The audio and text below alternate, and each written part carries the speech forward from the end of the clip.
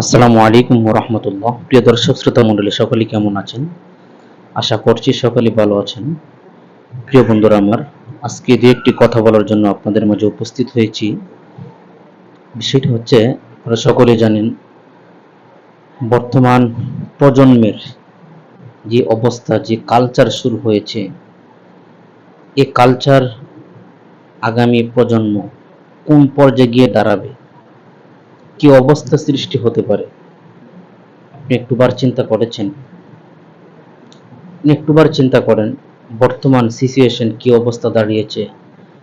আরো 15-20 বছর আগে যারা ছিলেন তাদের কি হালত ছিলেন আর বর্তমান কি হালত আছে। প্রিয় বন্ধুরা আমার, আজকে আপনাদের মাঝে একটি মেসেজ দেওয়ার জন্য আমি আজকের ভিডিওতে আসা। বিষয়টি হচ্ছে, আজকে দেখেন সন্তানকে আপনি উচ্চশিক্ষিত বানিয়ে তাকে বিদেশে পাচার করছেন, লক্ষ লক্ষ কোটি কোটি টাকা তার পিছনে ক্রয় করছেন, ব্যয় করছেন। কিন্তু ছেলেকে যখন আপনি বিবাহ করেছেন, ঘরের মধ্যে যখন সুন্দর একটি রমণী স্ত্রী যখন ছেলেকে এনে দিলেন, এরপরেই কিন্তু ঘরের মধ্যে সৃষ্টি হয়েছে আপনাকে, বাবা মাকে নিয়ে তুলপাড়। বাবা মাকে কি সাথে রাখবে নাকি বৃদ্ধাশ্রমে দিবে, এই চিন্তাটাই কিন্তু আপনার সন্তান বারবার করছে।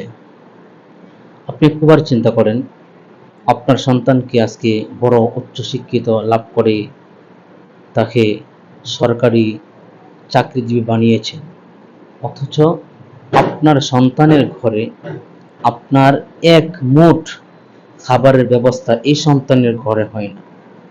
কি করে সম্ভব? কি অবস্থা বর্তমান সিচুয়েশনটা আপনারা একবার চিন্তা করেছেন? তো আজকের এই ভিডিওর মাধ্যমে আপনাদেরকে আমি একটি মেসেজ দিব।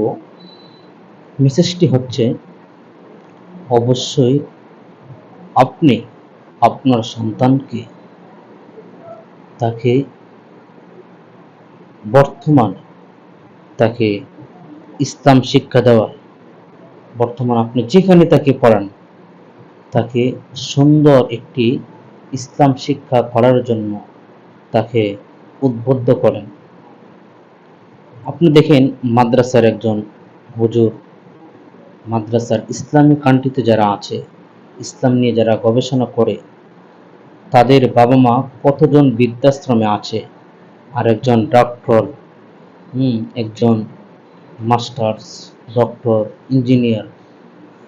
ওইদিকে একটু খেয়াল করেন, হাজারো হাজারো বাবা মা বৃদ্ধাশ্রমে ভুগছে, অথচ সন্তান খোঁজ খবর নিচ্ছে না। তো আপনাদের মাঝে আজকে এই কথাটি বলার উদ্দেশ্য হচ্ছে, আপনার সন্তানকে সময় থাকতে তাকে সুশিক্ষায়, ইসলাম শিক্ষা দিয়ে সুশিক্ষায় শিক্ষিত গড়ে তুলুন। এতে আপনার লাভ হবে।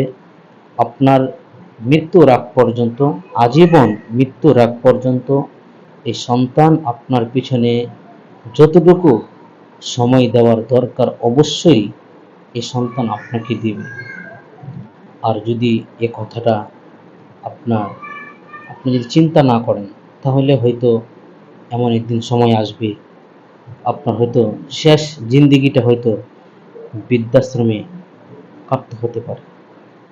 এজন্য সময় থাকতে সময়ের মূল্য দিতে হবে। সন্তানকে আপনি যে জায়গায় পড়াশোনা করান না কেন, অবশ্যই এই সন্তানকে সর্বপ্রথম ইসলাম শিক্ষাটা দিবেন। সকলে ভালো থাকবেন। আসসালামু আলাইকুম ওয়া রাহমাতুল্লাহ।